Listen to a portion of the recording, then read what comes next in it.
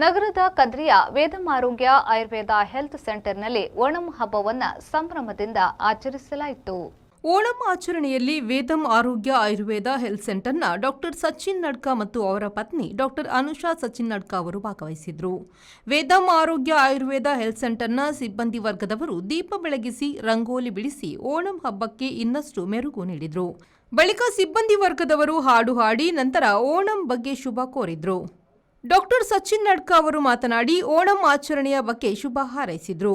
ಪ್ರತಿ ವರ್ಷ ನಾವು ಓಣಂ ಹಬ್ಬ ಬರುವಾಗ ನಮ್ಮ ಸ್ಟಾಫ್ ಇರ್ಬೋದು ಅಥವಾ ನಮ್ಮ ಇಲ್ಲಿಗೆ ಬರುವಂಥ ಪೇಷಂಟ್ಗಳಿರ್ಬೋದು ಅವರ ಮೂಲಕ ನಾವು ಈ ಓಣಂ ಅಂತ ಹೇಳುವಂಥ ಒಂದು ವಿಶೇಷವಾದ ಹಬ್ಬವನ್ನು ಆಚರಿಸ್ತೇವೆ. ಅದೇ ರೀತಿ ಈ ವರ್ಷ ಸಹ ನಾವು ಆಚರಿಸ್ತಿದ್ದೇವೆ. ಓಣಂ ಅಂತ ಹೇಳುವಂಥದ್ದು ಖಂಡಿತವಾಗಿ ಒಂದು ವಿಶೇಷವಾದ ಹಬ್ಬ. ಮುಖ್ಯವಾಗಿ ಕೇರಳದ ಜನತೆ, ಕೇರಳದಲ್ಲಿ ಇರುವವರು, ಅದೇ ರೀತಿ ಕೇರಳದಿಂದ ಮಂಗಳೂರಿಗೆ ಬಂದವರು, ಅದೇ ರೀತಿ ಬೇರೆ ಬೇರೆ ದೇಶದ ಬೇರೆ ಬೇರೆ ಭಾಗದಲ್ಲಿರುವಂತಹ ಎಲ್ಲರಿಗೂ ಕೇರಳ ಈ ಓಣಂ ಅಂತ ಹೇಳುವಂತಹ ಹಬ್ಬದ ಶುಭಾಶಯ ಹೇಳ್ತೇನೆ.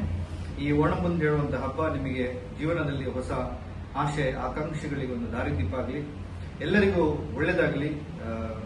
ನಾವು ಮಾಡುವಂತ ಕೆಲಸ ಇರ್ಬೋದು, ನಾವು ಮಾಡುವಂತ ಓದುವಂತ ವಿದ್ಯೆ ಇರ್ಬೋದು, ಎಲ್ಲರಿಗೂ ಚೆನ್ನಾಗಾಗಲಿ ಅಂತ ಹೇಳ್ಕೊಂಡು ಇಲ್ಲಿರುವಂತಹ ಅದೇ ರೀತಿ ನನ್ನ ಒಟ್ಟಿಗೆ ಕೇರಳದಲ್ಲಿರುವಂತಹ ನನ್ನ ಸ್ಟಾಫ್ ಇರ್ಬೋದು, ನನ್ನ ಮಿತ್ರರಿರ್ಬೋದು, ಅವರೆಲ್ಲರಿಗೂ ಶುಭಾಶಯ ಹೇಳುತ್ತಾ ಎಲ್ಲರಿಗೂ ವಂದನೆಗಳು. ಸಿಬ್ಬಂದಿಗಳೇ ತಯಾರಿಸಿದ ಓಣಂ ಹಬ್ಬದೂಟವನ್ನು ಎಲ್ಲರೂ ಸವಿದು ಹಬ್ಬವನ್ನು ಇನ್ನಷ್ಟು ಸಂಭ್ರಮಗೊಳಿಸಿದ್ರು.